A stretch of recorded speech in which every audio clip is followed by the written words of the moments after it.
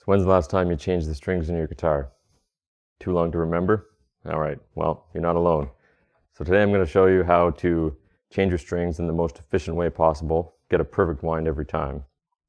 And all you really need are some needle nose pliers or wire cutters, anything that'll cut a wire. One of these guys, you don't need it, but I highly recommend getting one. It'll make you change your strings more often. They're like $5 at a music store. You can also get one of these things, which it'll cut the strings for you and wind it. Okay, let's get started. All right, so I'm going to be putting on some D'Addarios for this guitar.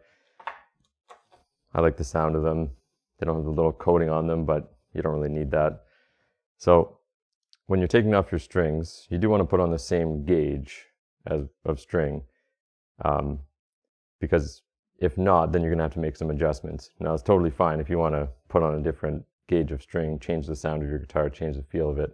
The only thing is you're going to have to make a little truss rod adjustment. And you can, if you're doing other things on your guitar, just take all the strings off. But if you want to keep it set up in the exact same way and make no adjustments, then yeah, doing one string at a time is better. Okay, so first thing you want to do, I've already loosened this string off, so that's your first step, loosen off the string, okay? Now, if you're a weirdo and you want to save your strings, sure, but I like to cut my strings because it just makes it way easier. So I should also mention that if you're unsure of the string size that your guitar has, let's say somebody gives you one or you just don't know, then you can use a tool called calipers. These things here, which will give you a very accurate measurement. A lot of strings will be in inches. So for example, this one, it's the low E string is 0.053. So 53 thousandths of an inch, and you just pinch that, and if it says 0.053, give or take 1 or 2, then you're good. This is a caliper I got from Lee Valley called Easy Cal. I think it was about $45. Highly recommend it. You can also get something cheap like this, which will also work. Now, the other thing that I should mention is there's lots of different ways to take off your bridge pins. Everyone's got their own technique. You can go up from underneath. I'll link to a video that will tell you 6 different ways to do it if you're curious at the end. But if you have one of these tools, which it's a must if you're a guitar player. It has a little notch in there. You can probably see that. And that sticks underneath here and you pry it down. Now the only thing you're going to need is something to protect this, which use business card, my business card. Okay, so you're going to stick your business card in here, and then this little notch goes right in there. Okay, and then you want to use it as a lever.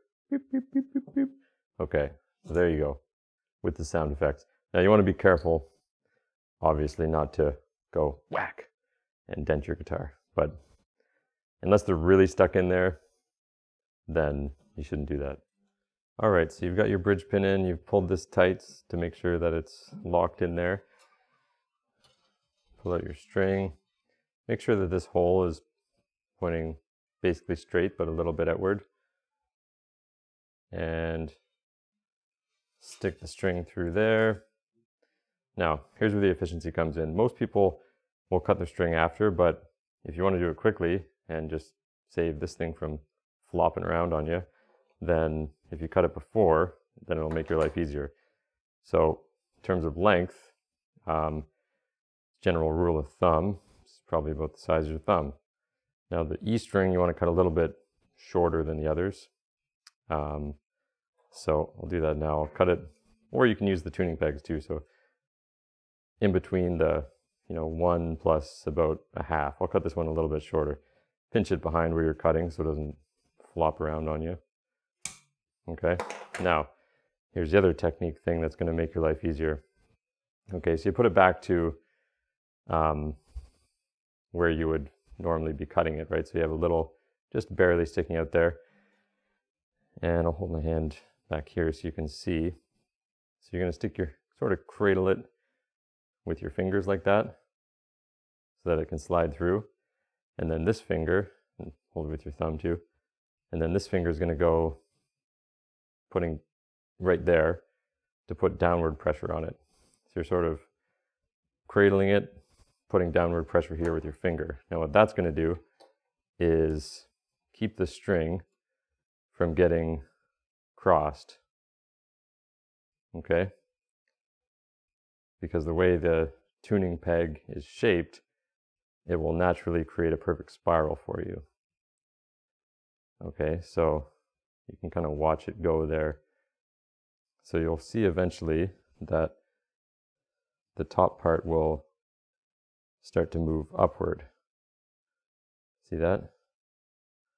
So it's naturally winding itself as it goes. Okay, now once it gets a little bit tighter, you can move your finger back. And then when it gets to a certain tightness, then you can pop it in there and still put a little bit of pressure there, but you don't really need much at this point, okay?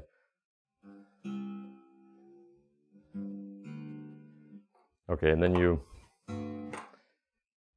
can leave it loose, or you can tune it, whatever, it doesn't really matter. So yeah, there's one string, so I'll just do the others and we'll speed it up here.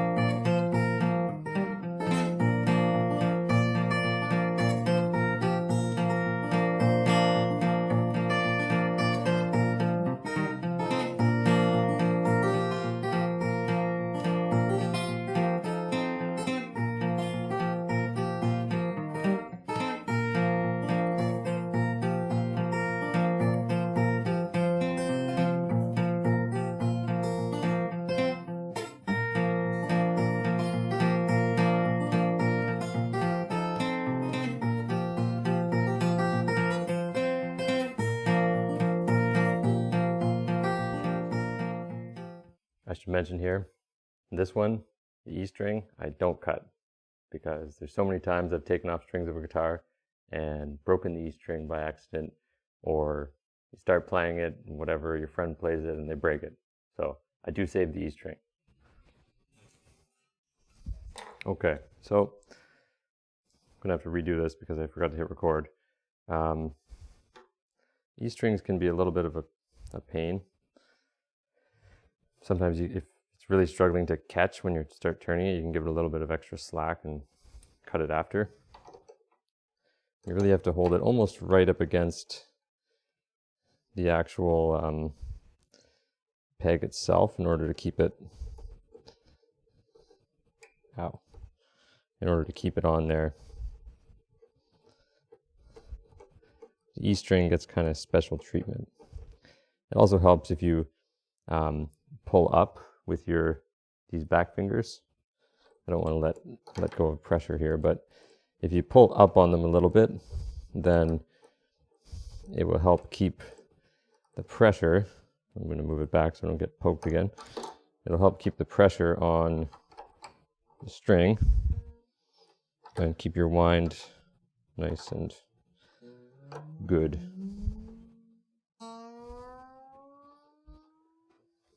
Okay, so once you have all the strings on, give it a rough tune. It doesn't have to be super accurate because it's going to stretch, as you probably happened to you, I'm assuming. So this part will also save you time. You want to stretch out the strings, so that'll save you from tuning it 20 times before you're ready to play.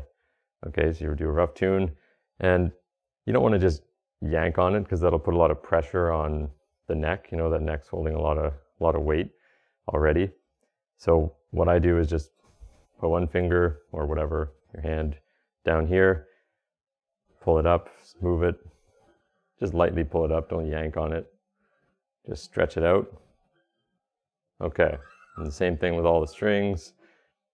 Do that with all the strings, and push down, stretch it up, and then tune it again. And then you might have to do that 3 times, but it should hold a tune after 2 or 3 if you've done it right.